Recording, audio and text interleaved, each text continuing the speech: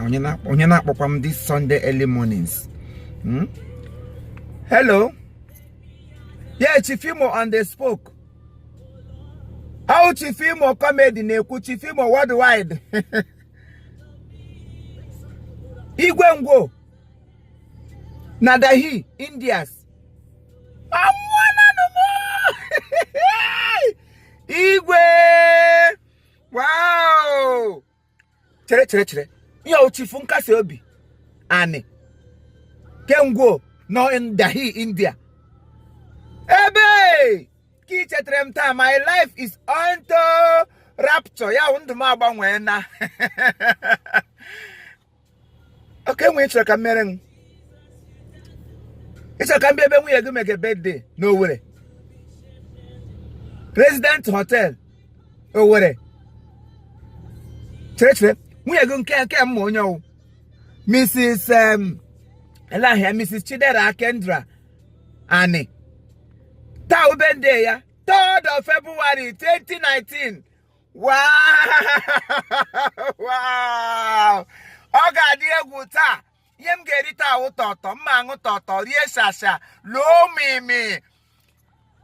Hey ya, Chidera, Mama, that your beautiful wives. Your beautiful wives. I can't wait to come. Oga bota to know what address hotel over and her life in and rating. Yeah, oh yes, them the person. Wow. You know what I want to do?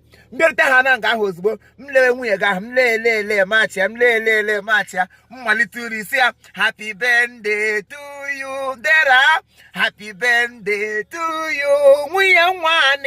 Happy birthday. Happy birthday. Happy birthday to you. Lip, beep, beep. Woo! Lip. Ima no temnese me comedies. Mruhana nga hota. Aga me benile ya di so interqualize. Benile ga di pokpo. Wow. See a congrats. There you will live to see your children's. Onwadi hege megen gonna dig ge bikanka. Ono ge bikanka.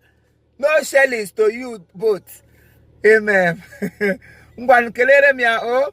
I will be theirs. Ma wega kalat. Wom. Hey, yeah. What a wonderful call. Yeah, would you call a mother question? Want to get to the morning note. And you go wonderful call. I wouldn't say to me when I say, I want them my age that I cook dog ya. Them the person. Yeah, would it be a real young old Dickem Naga? I gaga. I get it, Sasa. Hey. Na Betty fu. Nkasiobi nwane promoke. Thank you. I will be there live and direct. Oga potuno were ta. Oga di egwu. Oga di pokpo. Oga di selele.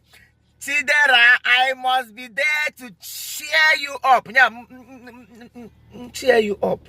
Cheer.